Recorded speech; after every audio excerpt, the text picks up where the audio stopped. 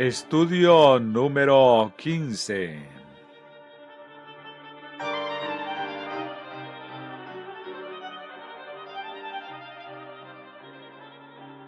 Esta noche comenzaremos donde terminamos la pasada tarde y con la intención de estudiar el tema tal como lo expone la Biblia. Podría predicar lo mismo a partir de los testimonios y del camino a Cristo, en lugar de hacerlo a partir de la Biblia. Pero hay un gran problema. Los hermanos parecen estar muy prestos a contentarse con lo que leen en esas publicaciones y no van a la Biblia para encontrarlo allí.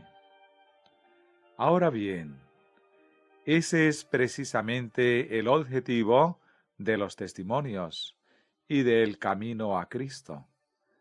Llevarnos a la Biblia a fin de encontrarlo en ella.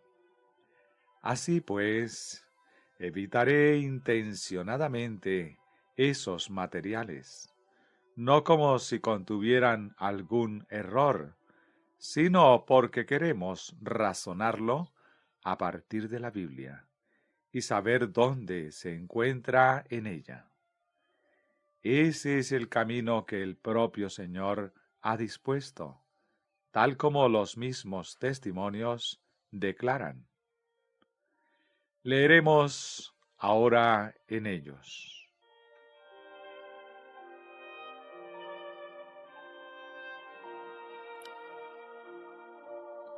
La palabra de Dios basta para iluminar la mente más oscurecida y puede ser comprendida por los que tienen deseos de comprenderla.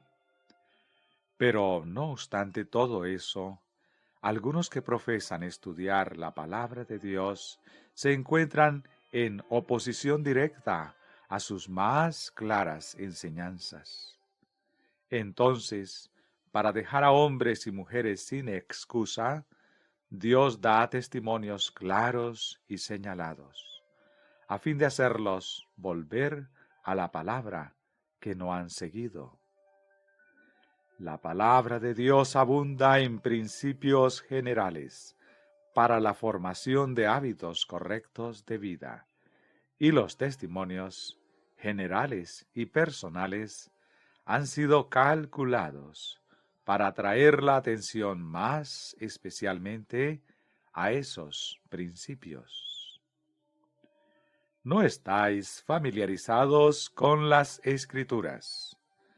Si os hubieseis dedicado a estudiar la palabra de Dios con un deseo de alcanzar la norma de la Biblia y la perfección cristiana, no habríais necesitado los testimonios. Es porque habéis descuidado el familiarizaros con el libro inspirado de Dios, por lo que Él ha tratado de alcanzaros mediante testimonios sencillos y directos, llamando vuestra atención a las palabras de la inspiración que habéis descuidado de obedecer. No son sacadas a relucir verdades adicionales, sino que Dios ha simplificado, por medio de los testimonios, las grandes verdades ya dadas, y en la forma de su elección las ha presentado a la gente, para despertar e impresionar su mente con ellas, a fin de que todos queden sin excusa. Los testimonios no han de empequeñecer la palabra de Dios, sino exaltarla y atraer los ánimos a ella, para que pueda impresionar a todos la hermosa sencillez de la verdad. Joya de los Testimonios, tomo 2, página 279, hasta la 281.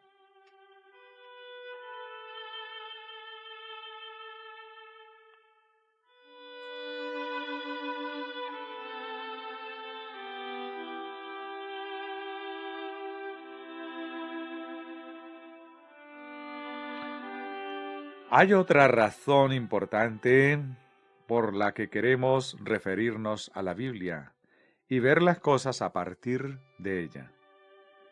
Al acabar este instituto y asamblea, deberemos ir y predicar precisamente eso, y hemos de predicarlo a personas que no creen en los testimonios. Las Escrituras declaran que las profecías son no para los incrédulos, sino para los que creen. Primera de Corintios 14:22. Cuando vamos a predicar este mensaje a quienes nada saben sobre los testimonios, hemos de enseñar lo que dice la Biblia, y lo hemos de hacer solo a partir de ella. Si predicásemos a nuestro propio pueblo, sería útil recurrir a los testimonios y a esas otras ayudas. Pero si aún entonces las mentes fueran conducidas a estas fuentes y no fueran llevadas en ello a la Biblia, entonces no se habría dado a los testimonios el uso correcto, el que el Señor ha dispuesto. He observado un fenómeno parecido en otra área. El libro El secreto cristiano para una vida feliz parece tener una grandísima influencia en muchos. He conocido a personas que han leído ese libro y que han obtenido considerable beneficio a partir de su lectura, según su propia percepción. Los ha iluminado y alentado, y sin embargo son incapaces de encontrar eso en la Biblia y obtenerlo de ella. Hermanos, quiero que cada uno de vosotros comprenda que hay en la Biblia mucho más sobre el secreto cristiano para una vida feliz que en 10,000 ejemplares de ese libro. Amén, dice la congregación. Creo que hace unos 5 o 6 años lo vi por primera vez. Alguien que lo estaba leyendo me preguntó si lo conocía. Le respondí negativamente. Me preguntó si lo leería, a lo que respondí que sí. Y así lo hice, pero no sin darme cuenta de que había encontrado mucho más sobre el secreto cristiano para una vida feliz en la Biblia que en aquel libro. Quisiera que las personas aprendieran a encontrar en la Biblia lo que ésta contiene directamente. Amén, dice la congregación. Si el libro es útil para ayudar a las personas a encontrar ese secreto en la Biblia, bien está. Pero sé que ese libro no contiene nada sobre el secreto cristiano para una vida feliz que no ponga la Biblia al alcance de cualquiera.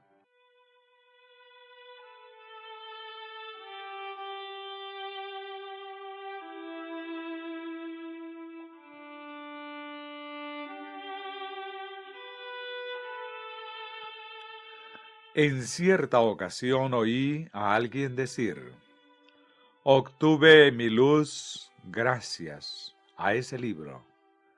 Aquí está el libro del que obtuve mi secreto cristiano para una vida feliz, sosteniendo en alto la Biblia. No encontraréis otra fuente, y lo obtuve antes de haber leído el otro libro, incluso antes de saber sobre él.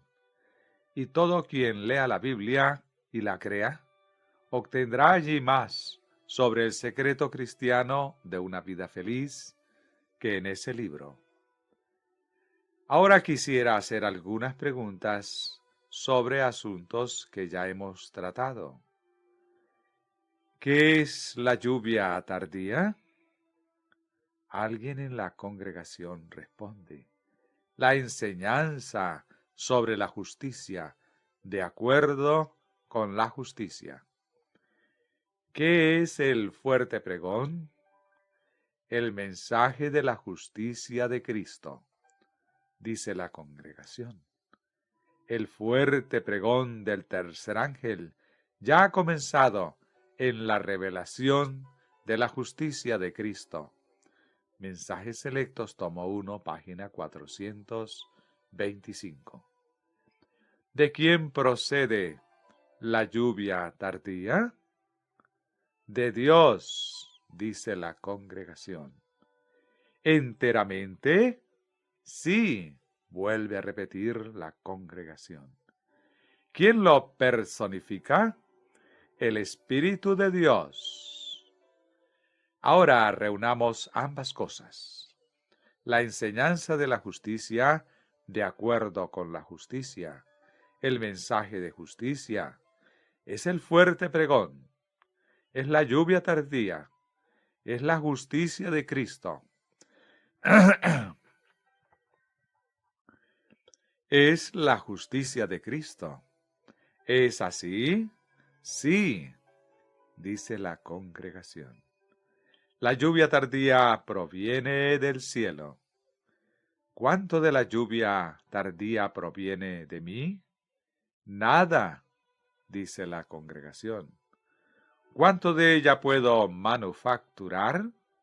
Nada, dice la congregación. Puesto que proviene del cielo, la tomaréis tal como viene. ¿La recibiréis del cielo? Sí, la congregación. En este punto estábamos anoche. ¿Estáis dispuestos a tomarla del cielo? Sí, dice la congregación. ¿Está cada uno de los aquí presentes dispuestos a tomar la justicia del cielo? Amén, dice la congregación. ¿Estáis dispuestos a que sea de acuerdo con la voluntad de Dios, sin pedirle que tome alguna parte de nosotros? Sí, la congregación. Todo el que esté dispuesto a tomar la justicia del cielo puede recibir la lluvia tardía. Amén, dice la congregación. El que no lo está y desea que el Señor tome algo de uno mismo, no puede tener la lluvia tardía, no puede tener la justicia de Dios, no puede tener el mensaje de la justicia de Cristo. ¿Qué constituye la lluvia tardía? La justicia, dice la congregación. ¿Estamos en el tiempo de la lluvia tardía? Sí, repite la congregación. ¿Qué debemos pedir? Lluvia, dice la congregación. ¿En qué consiste? La enseñanza de la justicia, de acuerdo con la justicia, la congregación. ¿De dónde ha de proceder? Del cielo, la congregación. ¿La podemos tener? Sí, dice la congregación. ¿La podemos tener ahora? Sí, la congregación. La lluvia tardía es la justicia de Dios, su mensaje de justicia, el fuerte pregón, y ha de descender del cielo. Ahora estamos en el tiempo de la lluvia tardía. Hemos de pedirla y recibirla. ¿Qué, pues, podría impedir que recibiéramos ahora la lluvia tardía? La incredulidad, dice la congregación. Leeré un pasaje de este folleto. Ya lo hemos citado en una ocasión. Lo encontraréis en la página 8 del peligro de adoptar los métodos mundanos en la obra de Dios. Como intercesor del hombre y su abogado, Jesús guiará a todos los que estén dispuestos a ser guiados, diciendo: seguidme hacia arriba, paso a paso, a donde brilla la clara luz del sol de justicia. Pero no todos están siguiendo la luz. Algunos se están apartando del camino seguro, que a cada paso es una senda de humildad. Dios ha encomendado a sus siervos un mensaje para este tiempo. No quisiera repasar ahora ante vosotros las evidencias dadas en los 2 años anteriores, ahora 4, de la forma en que Dios ha obrado por medio de sus siervos escogidos. Pero ante vosotros está la evidencia actual de que Él está obrando, y tenéis ahora la obligación de creer. TM 465. Entre corchetes, comentario de A. T. Jones. Creer que... ¿Cuál es el mensaje al que se refiere como habiendo sido dado por Dios a sus siervos para este tiempo? El mensaje de la justicia, dice la congregación. El mensaje de la justicia de Jesucristo. Se trata de un testimonio que había sido despreciado, rechazado y criticado por 2 años, y desde entonces han pasado otros 2 años. Pero ahora queda revelada la evidencia de su obra. ¿Y qué nos dice ahora Dios a cada uno de nosotros? Tenéis ahora la obligación de creer ese mensaje. Por lo tanto, todo aquel que no crea simplemente ha de responder ante Dios. ¿No os parece? Comencemos, pues. Hay, no obstante, otra palabra a la que quisiera llamar vuestra atención. Recordaréis que leímos Isaías 59:6 en la pasada reunión. Trata de los que están procurando cubrirse a sí mismos con sus obras. En el versículo 4 leemos: No hay quien clame por la justicia. Después de la reunión, el hermano Starr me llamó la atención a ese versículo en su traducción al alemán, que viene a ser: Nadie predicó la justicia. En las diversas traducciones existentes consultadas, la idea es que nadie procura o busca la justicia. Bien, ¿no es eso lo que está diciendo el Señor? Están procurando cubrirse a sí mismos con sus obras, y eso no es, en absoluto, justicia. La última frase del capítulo 54 de Isaías dice: Esta es la heredad de los siervos de Jehová, y su justicia de por mí, dice Jehová. ¿De dónde procede su justicia, por lo tanto? ¿De ellos mismos? Del Señor, dice la congregación. ¿Procede de sus obras? No. Su justicia de por mí, dice Jehová. ¿Qué decimos a eso?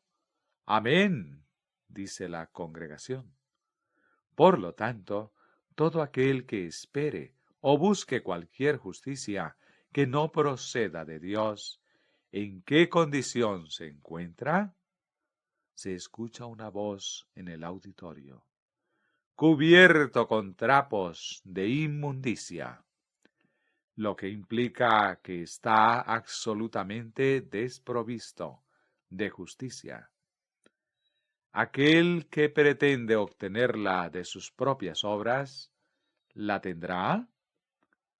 ¿Proviene eso de Dios? No, dice la congregación.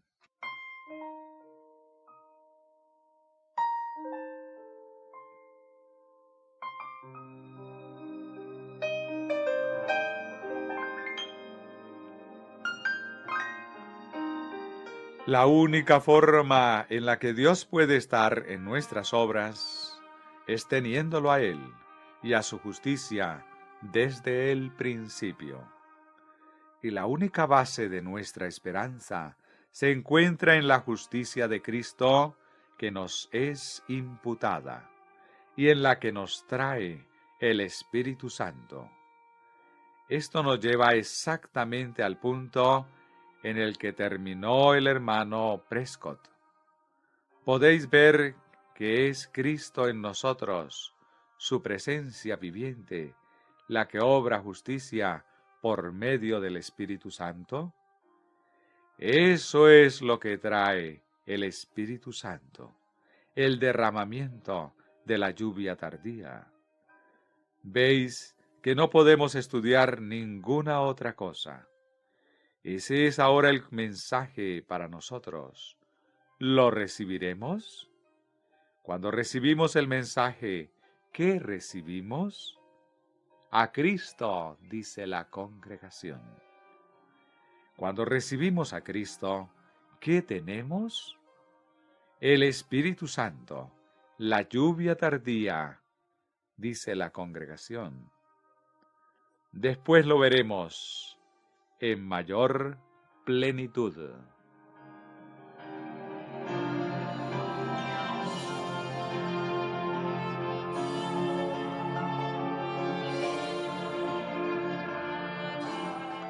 Ahora, otra cosa, hermanos. No quiero que demoréis su recepción hasta el final de la reunión. No tenéis por qué demorarlo. Lo que quiere el Señor de mí y de vosotros es que vengamos aquí cada noche y que lo recibamos exactamente tal como Él lo da. Exactamente tal como Él lo dice. Abrís vuestra mente y corazón al Señor y le decís: Señor, ¿es así? Amén, dice la congregación. No esperéis hasta salir de este lugar. Bien, dice alguien, se espera que nos sentemos aquí y que recibamos todo lo que se nos dice sin preguntar para nada. No, no es ese el sentido. Pero nos hemos de sentar y tener una medida tal del Espíritu de Dios como para que veamos lo que Él da mediante esa palabra, que es la verdad, y para que la tomemos entonces porque es la verdad de Dios. Amén, dice la congregación. Hermano D.C. Babcock, hermano Jones, lea por favor Hall 29-23. Hermano Jones, muy al punto. Me esperaban como a la lluvia. Abrían su boca como a la lluvia tardía. ¿Qué haremos? ¿Qué desea el Señor que hagamos? Que esperemos su espíritu como la lluvia. Abrid vuestra mente. Esperad como para la lluvia tardía. ¿Qué dijo el Señor mediante David? Abre tu boca y yo la llenaré. Salmos 81:10. Nuestra actitud, al estar aquí sentados, ha de ser como la de los pajarillos que abren sus picos para recibir la comida. Ya sabéis cómo hacen los pollitos. Se diría que hay más pico que animal. Eso es lo que el Señor quiere que hagamos.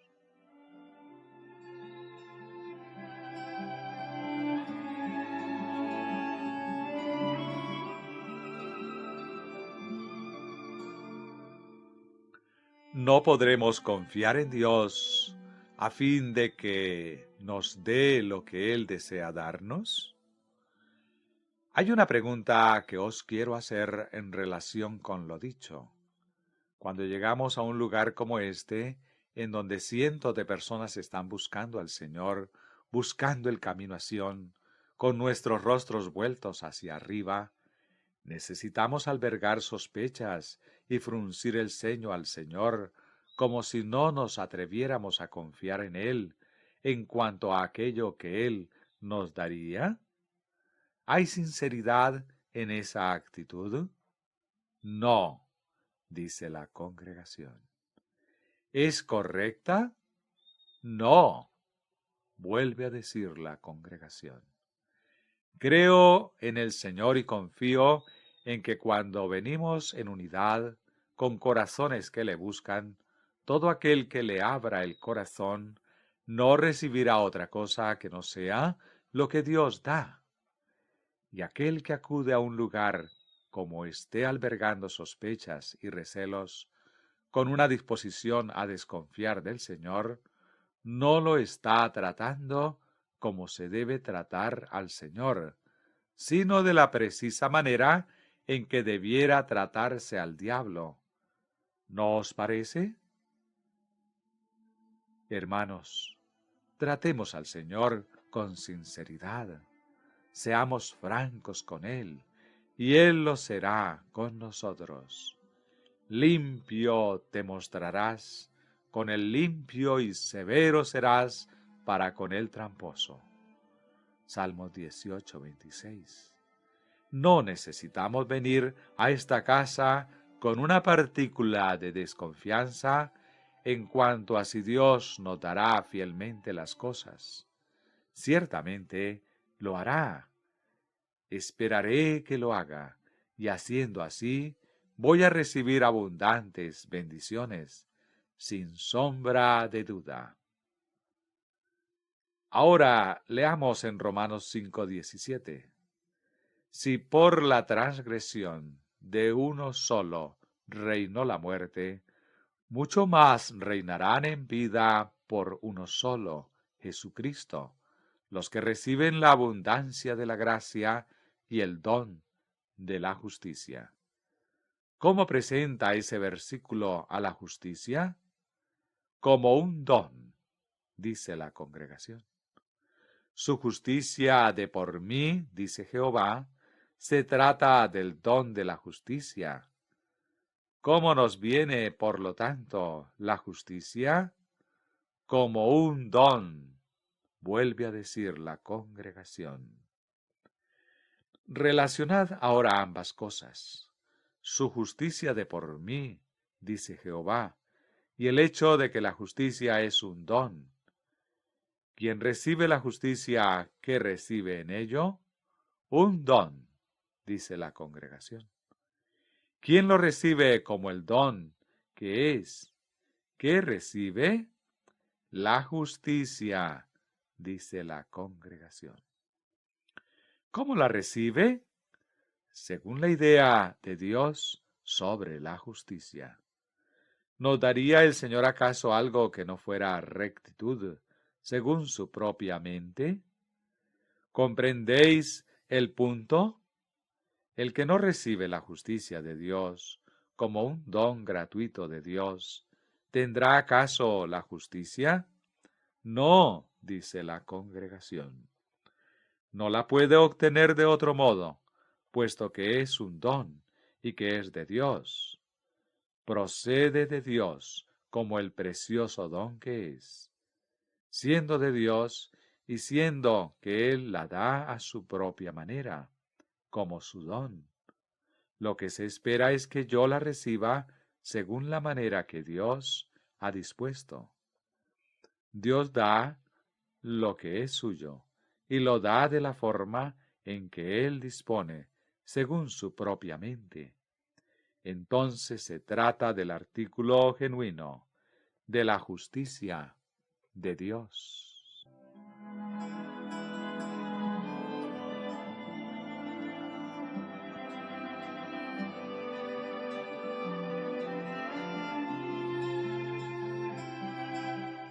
Podéis ver con claridad que no puede haber ahí ni una sola hebra de invención humana. No podemos intervenir ahí para nada. Podéis comprender cuán amplia provisión ha hecho el Señor a fin de que podamos poseer la perfecta vestidura que Él mismo ha tejido y que es la propia justicia de Dios, justicia que nos hará completos ahora, en el tiempo de las plagas, en cualquier otro tiempo y por la eternidad? Hermanos, me alegro de que sea así. Nada podría alegrarme más que eso.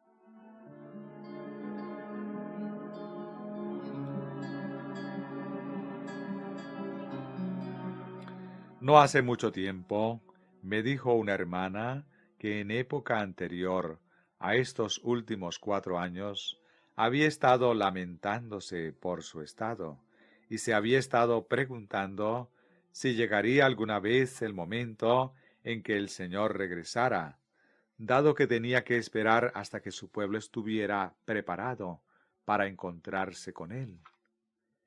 Me dijo que a pesar de haberse dedicado con el mayor empeño, no estaba experimentando el progreso necesario a fin de que el Señor pudiera regresar en un tiempo razonable, por lo que a ella misma respectaba, y que le era imposible imaginar cómo habría de darse el regreso del Señor.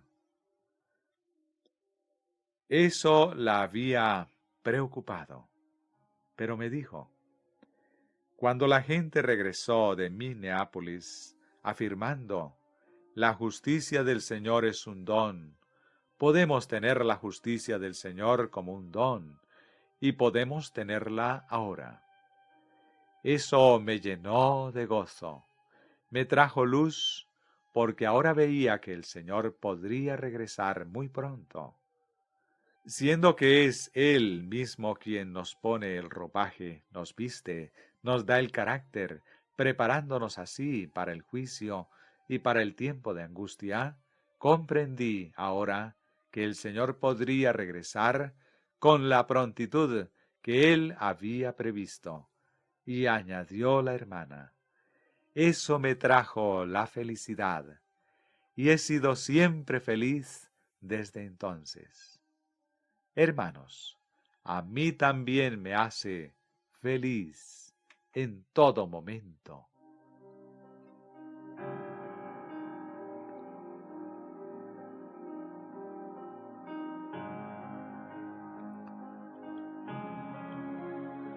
Hoy es muy pertinente que lo recordemos. Sabéis que todos hemos pasado por esa experiencia. Sabéis que hubo un tiempo en el que nos sentamos y clamamos por no ser capaces de hacer lo suficiente para satisfacer nuestra propia estimación sobre el bien requerido. Y mientras que por un lado esperábamos el pronto regreso del Señor, por otro lado temíamos que fuera demasiado pronto. ¿Cómo iba a llegar a estar preparado alguna vez? Gracias al Señor porque Él puede prepararnos. Amén, contesta la congregación.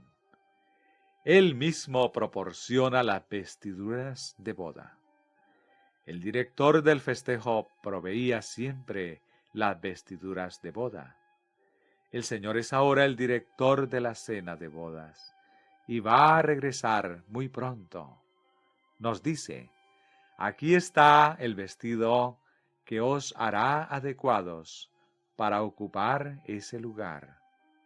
Algunos no podrán asistir a esa fiesta por no ir vestidos de la forma requerida, pero el Señor ofrece ahora a todos las vestiduras como un don gratuito.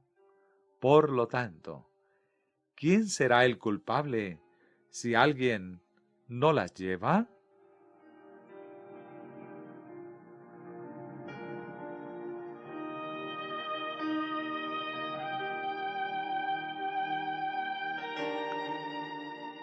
Antes de avanzar, dejemos clara una cosa. ¿Creéis en toda sinceridad que Dios quiere decir lo que dice? Sí, dice la congregación. Siendo así, cuando vosotros y yo leemos lo que dice de la precisa forma en que lo dice en la Biblia, ¿os parece que es un sano proceder el ir a la caza de alguna otra parte de la Biblia por si contradijera lo que leímos primeramente? ¿Os parece que el Señor es capaz de expresarnos su propio relato a su propia manera, sin contradecirse a sí mismo? Sí, dice la congregación. Bastante tiempo hemos perdido ya en las dudas. Así, no es mi propósito armonizar los textos de la Escritura en los estudios que habré de presentar aquí en este instituto. Estoy persuadido de que el Señor se ha expresado con llaneza y exactitud. No pienso que necesite para nada mi ayuda. Al contrario, soy yo quien necesita su ayuda, para que me permita ver que no hay absolutamente contradicción alguna. Y pienso que si a mí me parece que las hay, es porque necesito más de su espíritu, a fin de que comprenda que no hay ni una sola contradicción. Más bien que procurar armonizar la supuesta contradicción, reconoceré que el Señor lo sabe todo sobre eso, y esperaré hasta que el Señor me conceda amplitud de mente para que pueda ver que no hay ahí contradicción alguna. Así, lo que quiero aquí que quede decidido ahora y por siempre es que cuando leéis algo en la Biblia, eso quiere decir exactamente lo que dice, y no tenéis necesidad de ir a la casa de algo en la Biblia que constituya el reverso de la moneda. No hay reverso, solo hay una cara.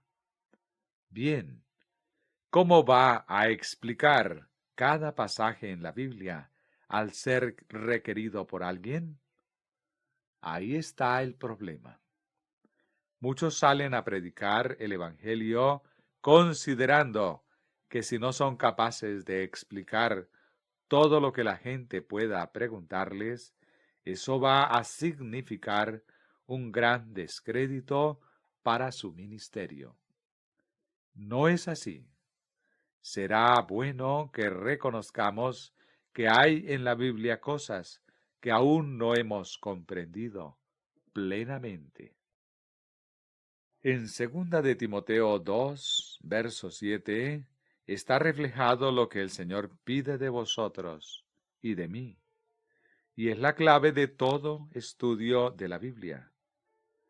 Son las directrices de Dios para el estudio de la Biblia. Considera lo que digo, y el Señor te dé entendimiento en todo. Lo único que nos amonesta a considerar es lo que el Señor dice. Y si hubiéramos de considerarlo durante 10, 20 o 30 años, a fin de descubrir lo que dice, ese no sería ciertamente tiempo perdido. Valdría la pena esperar todo ese tiempo. No tenemos ninguna razón para resultar chasqueados. Tened presente que cuanto más tiempo os lleve considerar un texto a fin de saber lo que encierra, de tanto más valor será una vez que lo hayáis descubierto. Por lo tanto, no hay ahí lugar para el desánimo.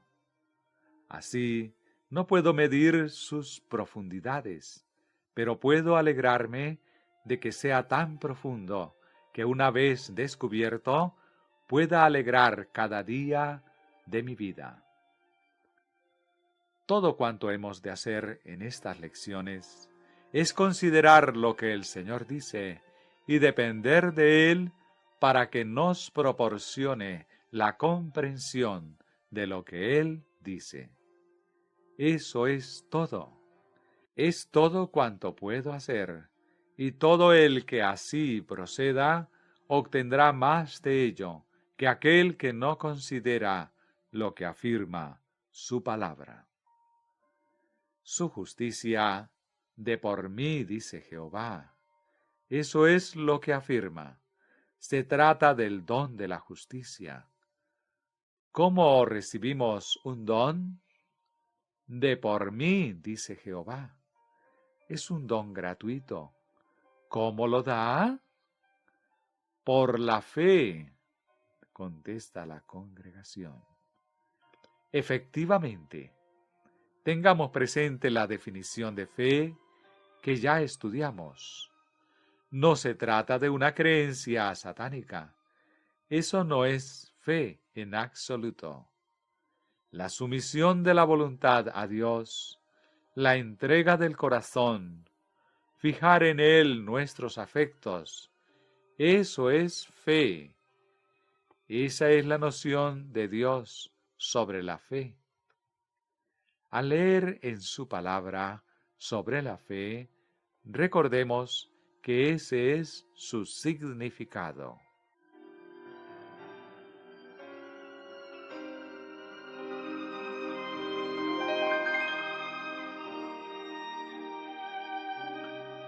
Observad esto. Se la conoce por la fe. Pero leamos el texto y veamos que es así. Romanos 1:17. Porque en el Evangelio la justicia que viene de Dios se revela de fe en fe. Por lo tanto, ¿de qué única manera se la puede obtener? Por la fe, dice la congregación. No de fe en obras, sino de fe en fe. Ahora bien, ¿qué es fe? Es la sumisión de la voluntad al Señor, la entrega del corazón a Él. Es fijar en Él nuestros afectos. Se trata de entregar el yo y tomar como un hecho lo que Dios dice. Dicho de otro modo, la fe consiste en que cuando Dios dice algo y vosotros y yo lo leemos, clamamos de corazón. Amén. Es así. Eso es fe.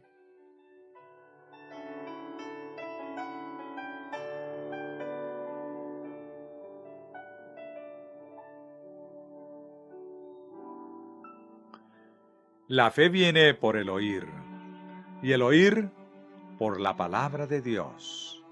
Romanos 10:17. ¿Cuál es, pues, la fuente de la fe? La palabra de Dios, dice la congregación. ¿Cómo nos viene la fe?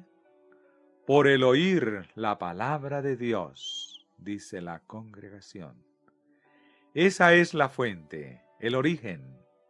Al leer esa palabra, os sometéis a ella y decís, es así.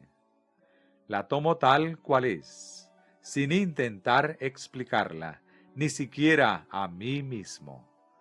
La tomo tal como Dios la dice, la recibo tal como Él me la da. Reposo en su palabra, en la precisa forma en que el Señor me la proporciona, según la comprensión de ella que Él mismo me da. Haciendo así, puedo tener la seguridad de que en esa palabra y a partir de ella, recibiré lo que la palabra tiene para mí. Además, eso evita que entretejamos en ella hebras de invención humana. Así pues, es un asunto de fe, viene por la fe, la recibimos de esa manera. Por lo tanto, es evidente que aquel que no comprende, el que comienza a cuestionar la justicia por la sola fe, en realidad es porque no ha sometido su alma a Dios, porque no le ha entregado su corazón, ni ha fijado en él sus afectos. Ese es su problema. Todo problema que alguien pueda tener en este mundo a propósito de la justificación por la fe radica en el corazón, en la negativa a someterse a Dios. Se trata de la mente carnal. Tal como leímos la otra noche, la mente carnal es incapaz de comprenderla y de conocerla.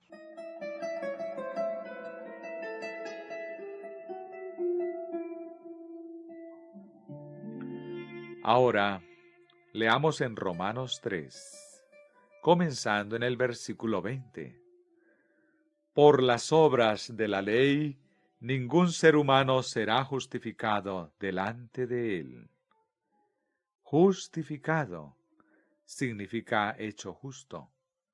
Allí donde le hayáis justificado, lo podéis sustituir por hecho justo, sin que cambie el significado, ya que por medio de la ley es el conocimiento del pecado. Pero ahora, aparte de la ley, se ha manifestado la justicia de Dios, testificada por la ley y por los profetas.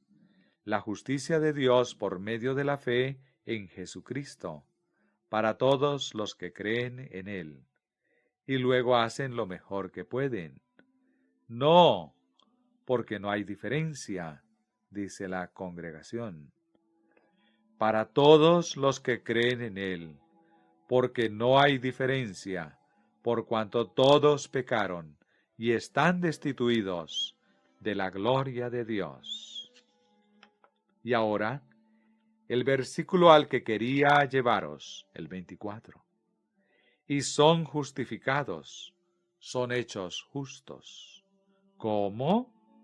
Gratuitamente, responde la congregación. ¿Hechos justos gratuitamente? Sí, dice la congregación. Así es.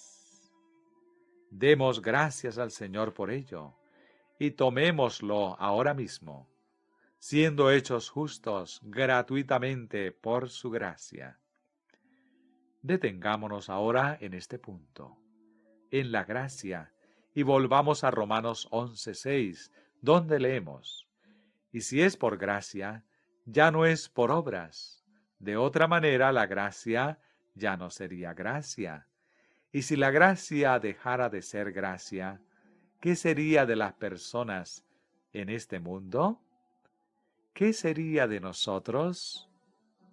Se escucha una voz en la congregación. Dejaríamos de ser.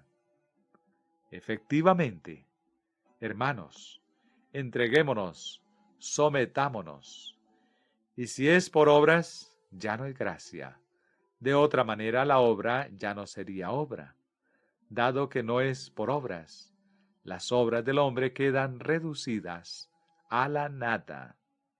¿Comprendéis cuál es la situación del que confía en las obras?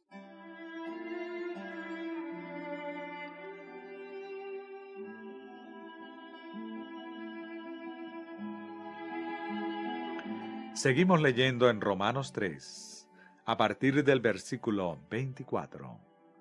Son justificados gratuitamente por su gracia, mediante la redención que es en Cristo Jesús, a quien Dios puso como propiciación por medio de la fe en su sangre, para manifestar su justicia. ¿Qué justicia?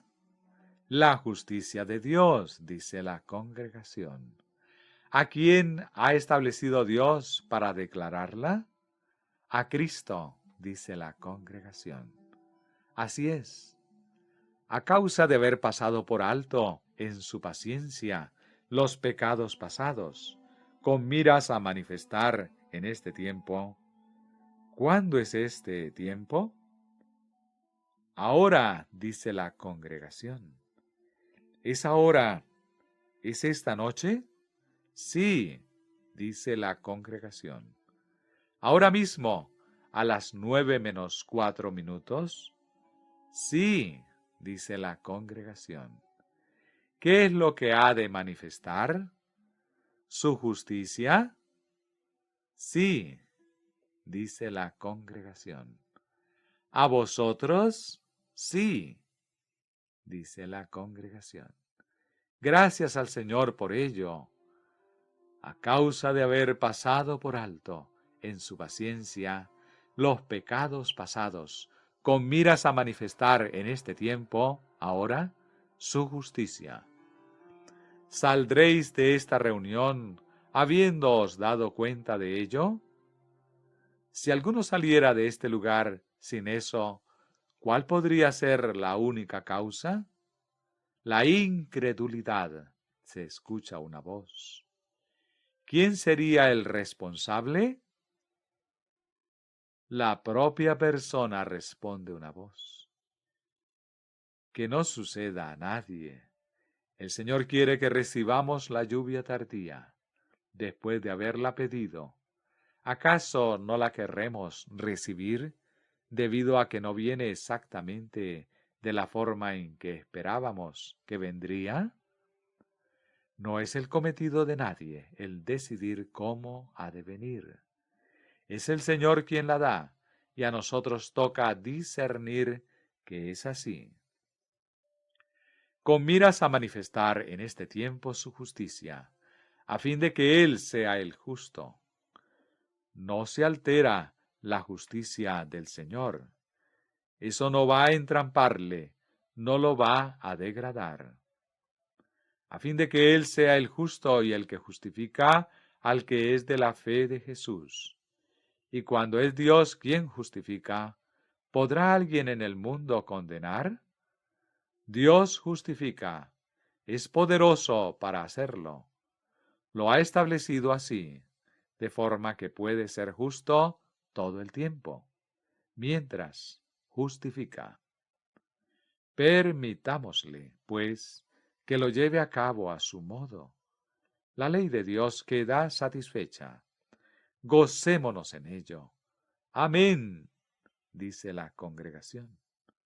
Os puedo asegurar que sentí deleite al ver que el Señor resulta justificado al proceder así, y que la ley queda satisfecha.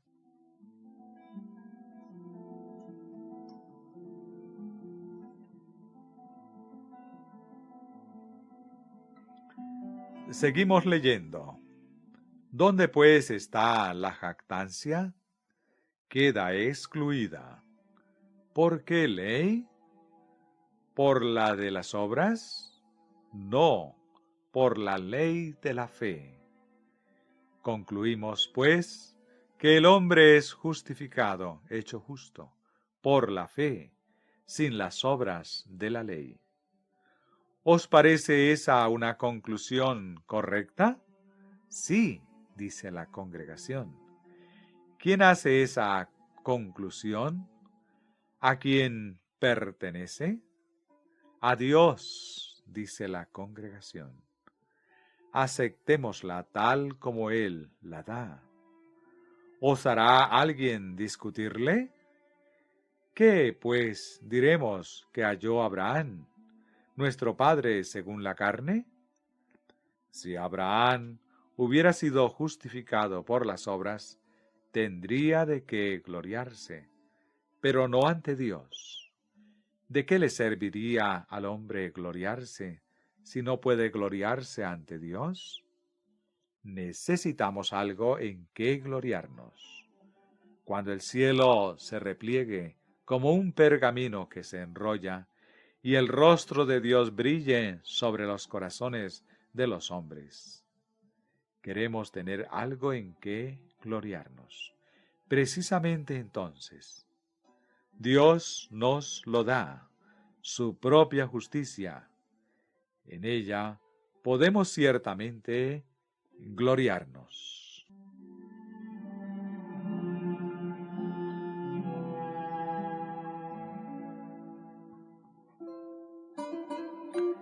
¿Qué dice la Escritura? Creyó Abraham a Dios y le fue contado por justicia. ¿Qué nos dice eso? ¿Qué hizo Abraham? Creyó, dice la congregación. ¿Cómo llamamos a eso? Fe, la congregación. Su creer en Dios. ¿Qué le supuso? Justicia, responde la congregación. ¿Quién le contó su fe por justicia? Dios. Congregación. ¿Se trataba de un error? No. Congregación. Sea que lo entendamos o que no, el Señor lo hizo y fue justo haciéndolo así. Fue perfectamente justo. Nosotros no estuvimos en su realización, no tuvimos que prepararlo. Si hubiera dependido de nosotros, jamás lo habríamos logrado. Recibámoslo tal como Él nos lo da, y cuando le permitimos que obre a su propia manera, estamos en su camino. Todo saldrá bien y no necesitamos temer nada.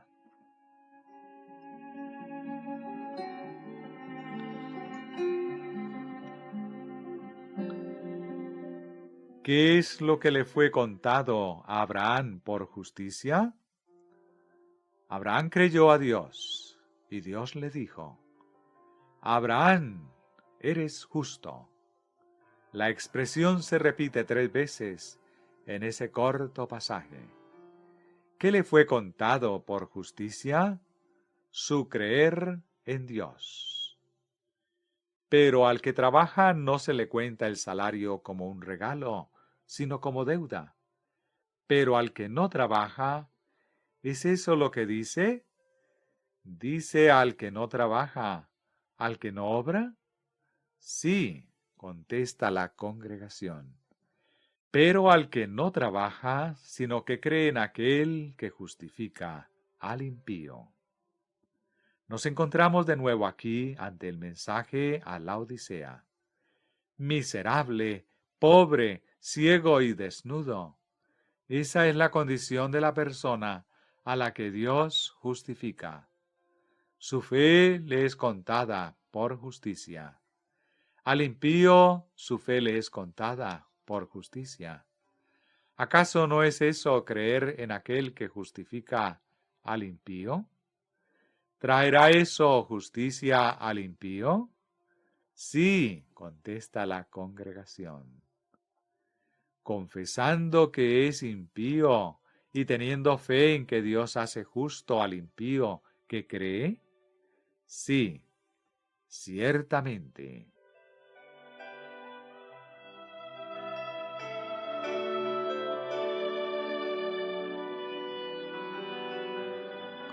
No puedo explicar cómo. No puedo comprenderlo. Sé que es así, y soy tan feliz porque Dios lo haya hecho así, que no me preocupa si voy a saber alguna vez cómo tiene lugar. El Señor quiere que tengamos lo que Él da. Tomémoslo. El tiempo ha llegado a su fin. Retomaremos el tema en este punto. Pero no olvidéis que es lo que le fue contado a Abraham por justicia.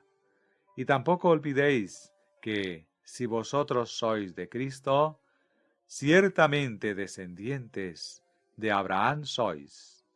Gálatas 3, 29.